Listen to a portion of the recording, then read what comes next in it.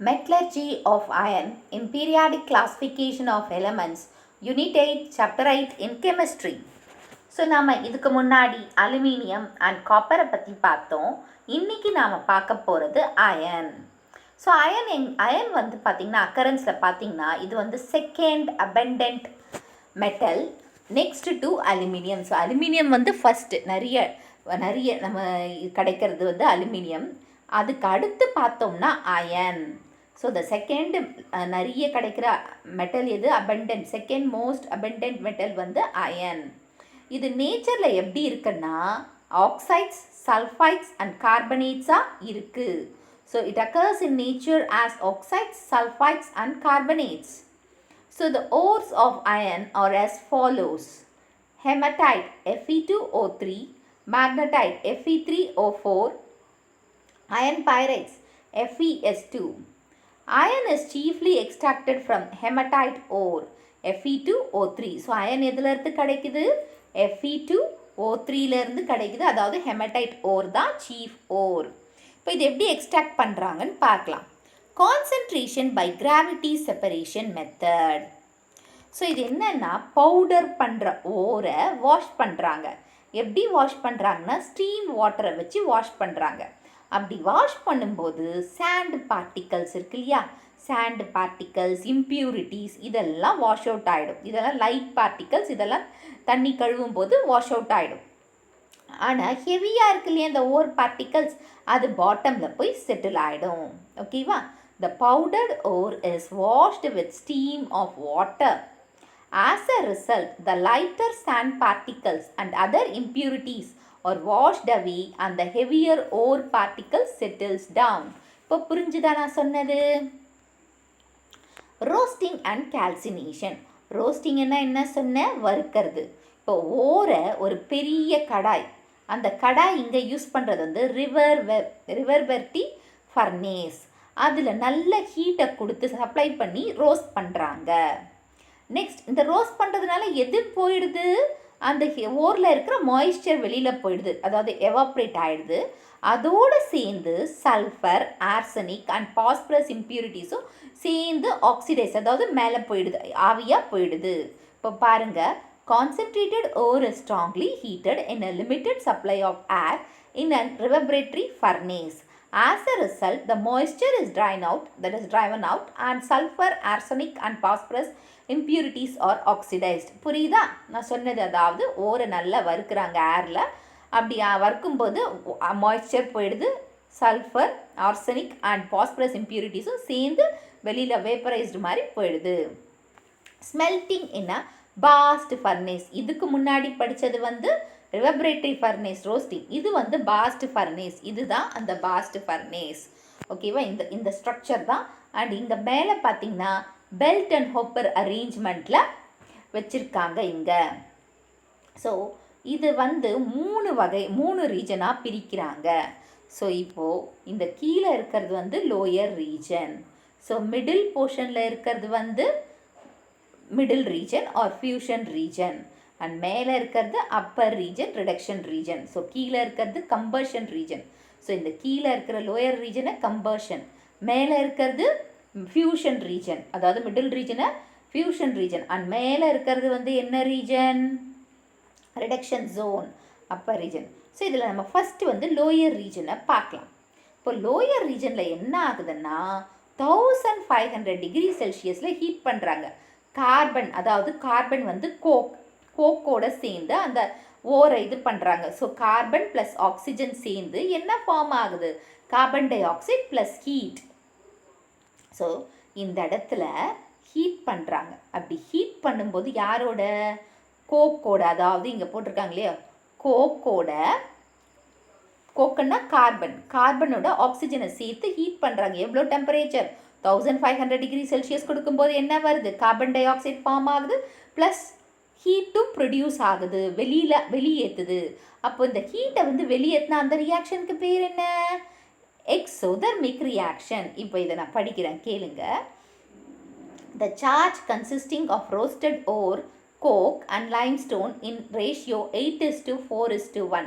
இப்போ இந்த ரோஸ்ட் பண்ணாங்க இல்லையா, அதாவது ரிவர்பரேட்டரி ஃபர்னஸில் இந்த ரோஸ்டிங் ப்ராசஸில் அந்த ரோஸ்டட் ஓரு, கோக்கு, லைம்ஸ்டோன். ஸோ ரோஸ்டட் ஓர் வந்து எவ்வளோ பர்சன்டேஜ், எவ்வளோ இது எடுத்திருக்காங்க, 8 இருக்குது. அப்புறமா கோக் வந்து 4, அப்புறம் 1% லைம்ஸ்டோன் எடுத்துக்கிட்டாங்க.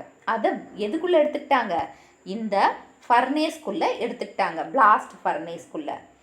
And by introducing it through a hopper arrangement at the top.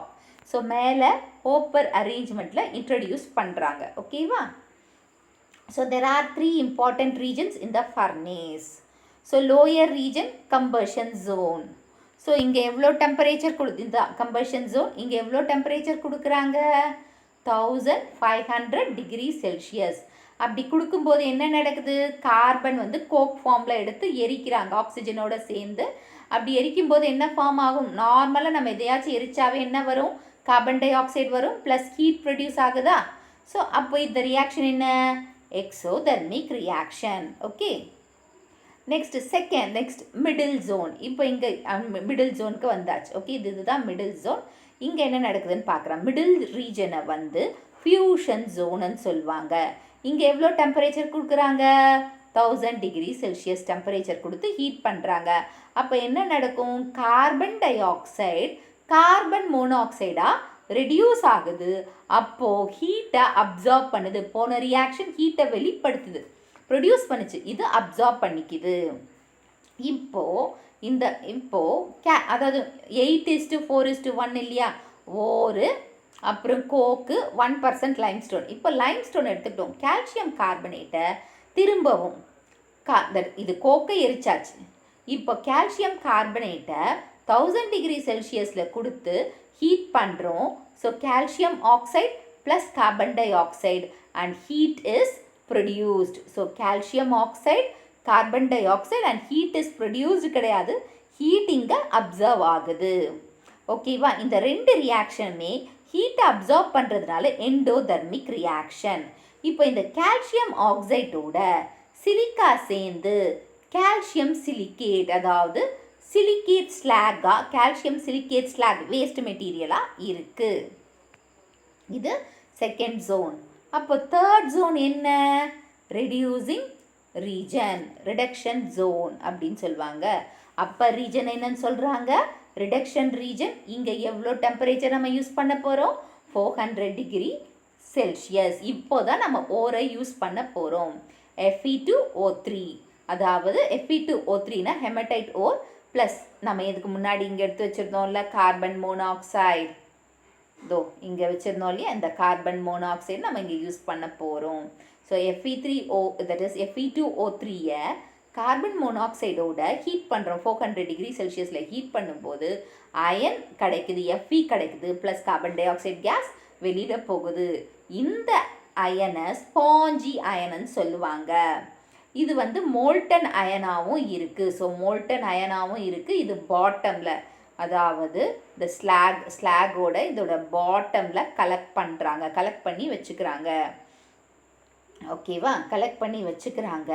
அப்புறமா அதை கலெக்ட் பண்ண எடுத்தோடனே அதில் வந்து என்ன, ஸ்லாகை ரிமூவ் பண்ணிடுறாங்க. ரிமூவ் பண்ண பிறகு இந்த அயன் இருக்குல்ல, இந்த மோல்டன் அயன் மட்டும் இருக்கு இல்லையா, அதுக்கு பேர் வந்து பிக் அயன். இந்த பிக் அயனை திரும்பியும் ரீமெல்ட்டிங் பண்ணுறாங்க. மெல்ட்டிங்னா சூடேற்றி மெல்ட் பண்ணுறாங்க. மெல்ட் பண்ணி கேஸ்டிங் ஒரு ட்ரேக்குள்ளே போட்டு வைப்பாங்க. வச்ச பிறகு அது நம்மளுக்கு எந்த டிஃப்ரெண்ட் மோல்ஸ்னால் எந்தெந்த ஷேப்பில் வேணுமோ அந்தந்த ஷேப்புக்கு மாற்ற முடியும். அது இந்த கேஸ்டாக மாற்றினா தான் அது பண்ண முடியும். ஸோ அந்த அயனுக்கு பேர் என்ன, கேஸ்ட் அயன். கேட்பாங்க 1 மார்க்கில். மோல்டன் அயனுக்கு இன்னொரு பேர் என்ன, பிக் அயன். பிக் அயனை ரீமெல்ட் அண்ட் கேஸ்ட் பண்ணாங்கன்னா அதுக்கு பேர் என்னென்னா கேஸ்ட் அயன்னு சொல்லுவாங்க. இப்போ வந்து எப்படி ப்ரிப்பரேஷன், இதை வந்து பிளாஸ்ட் ஃபர்னேஸ் வந்து உங்கள் 4 மார்க் கொஸ்டினாக கேட்கலாம், இல்லை 7 மார்க்லையும் கேட்கலாம். Next physical properties. லஸ்டீரியஸ் மெட்டல்னா ஷைனிங் மெட்டல். இதோட கலர் வந்து greyish white in colour. So colour வந்து எப்படி இருக்குது, கிரேயிஷ் ஒயிட் கலராக இருக்குது.